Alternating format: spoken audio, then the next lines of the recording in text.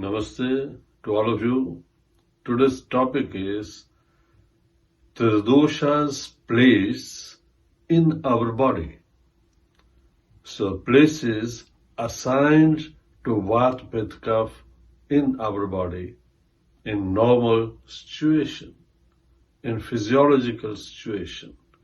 You see, Vata is being considered to be in large intestine. This is its special place. Of course, it can be at any place because Vata is of the quality that it can move, it can go anywhere. But its special place assigned to Vata is the large intestine. Beside that, waist, hip joints, ear, bones is its place where it can start accumulating. After accumulating at a particular place, then it can aggravate and go to other places. But in beginning, it accumulates in large intestine. That is its special place. And also we have learned that there is no sense feeling without Vata. So skin is the place of Vata. So that way we can feel the things, we can feel by touch. That's why we say skin is the place where Vata can be found.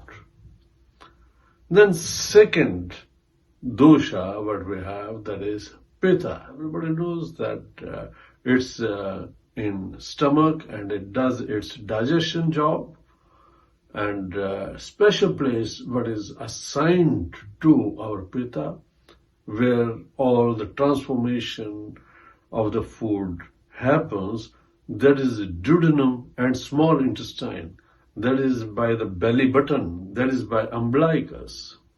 So that is the area where Pitta is active. It's stomach, duodenum and small intestine. Now we have learned that sweat and Pitta, they are directly proportional.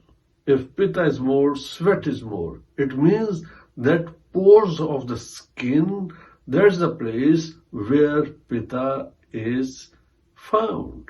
So that way it controls our body temperature by sweating or not letting sweat. And same way, blood is also directly proportional to Pitta. If your Pitta is more, then quality of blood will be having also more Pitta. To reduce that quality of blood, we have to reduce Pitta in our food. And then we see that there are organs like liver. Liver is the place where Pitta is working. So Pitta is sort of enzymes, Pitta is sort of hormones, and our liver excretes a few enzymes to make our digestion easy. So liver is also place of Pitta. So blood is place of Pitta, that we have known. And then not to forget, eyes, to see. Pitta's quality is to be seen. So we can't see without Pitta. Pitta is directly related to our eye. So if Pitta is very, very low from the very beginning, we see people, they can't see with their eyes, they have to wear glasses. If you want your eyes to be okay, then you have to take care of Pitta, because eyes are directly related with Pitta. Then we have, at last, dosha Kapha.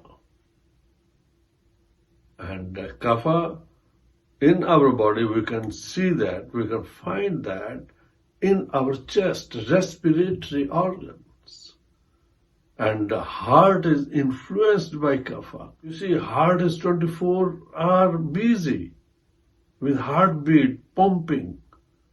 But still, its stability factor is because of Kapha. Then we have got our throat and sputum production. This is because of the Kapha. So this is also Kapha place. Then we can see that kapha is found in the bone, joints, sort of synovial fluid, that is lubricating liquid. So that is in the joints, and inner lining of the stomach to protect from the acid is also kapha.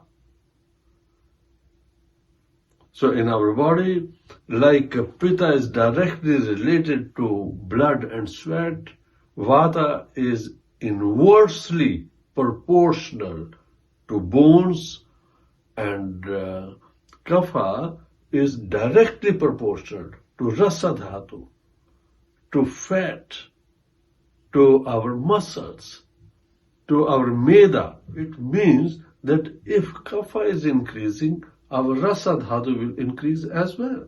So that's why we can say that in rasa dhatu we can find kapha. In shukra dhatu we can find kapha. In fat dhatu we can find kapha. These are directly proportional.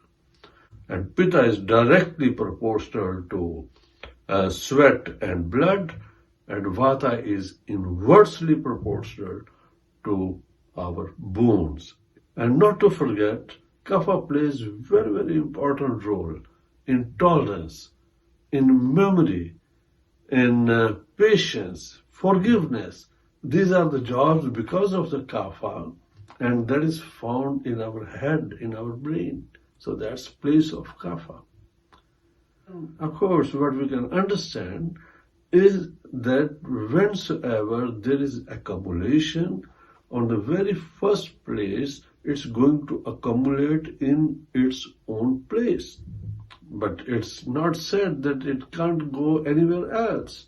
It can go in whole body. Vata is needed.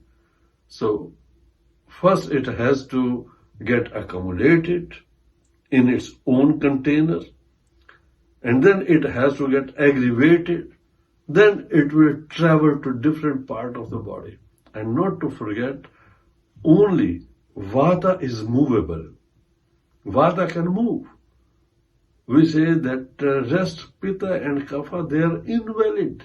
They can't go anywhere themselves. They have to be brought somewhere with help of vata. So vata should be increased, vata should be aggravated. Only that can bring aggravated kapha and pitta from its own place to some other places in the body. So it's obvious that if your pitta is somewhere else than its assigned places, and kapha is somewhere else than its assigned places, it's because of the vata element only. So if we can take care of vata, then one thing is sure, that the transportation of pitta and kapha from its own place to different places is stopped. That's why we have to take care of vata always in pitta and kapha diseases also, because pitta and kapha is being brought somewhere else by vata only. So that way you can take care of. If you know that these are not the places of this element, then you know that it's because of vata. So this is the importance of knowing the places of Tridosha, vata, pitta, kapha in our body. So I think I have made my point clear. Thank you very much. Next time I'll be coming with other principle of Tridosha. Thank you.